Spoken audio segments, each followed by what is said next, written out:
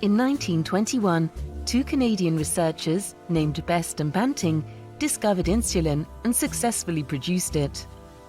It was a revolutionary development that saved thousands of lives. The impact on young children whose days were numbered was dramatic.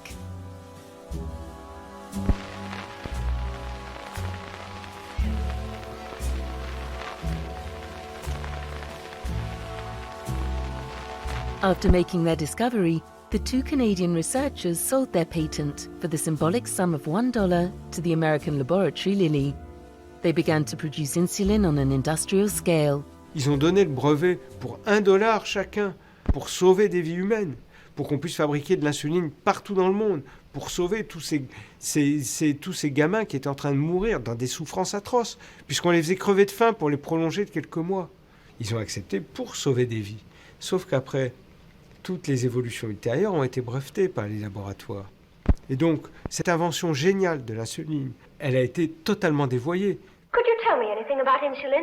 What it is and how it's made? Well, it's not made exactly. It comes from animal pancreas. The plant works day and night to supply the demand for insulin and uses many tons of pancreas each week.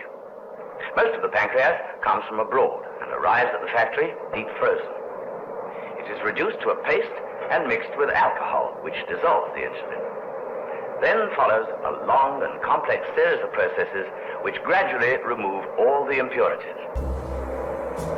Over the decades, production techniques have improved. Only 3 pharmaceutical laboratories remain in the race for new patents: Lilly in the USA, Novo Nordisk in Denmark, and Sanofi in France. After animal insulin, the laboratories began to produce human insulin hormone, used in genetic engineering.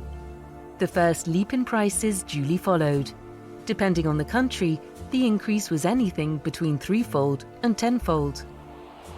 This new genetically engineered insulin has 2 distinct advantages. It shouldn't give the side effects that can come with the present form, and it shouldn't begin to run short, as the present type will in just 20 years from now. It became possible to take the human insulin gene, simply cut out from the chromosome of humans, put the gene into a little microorganism.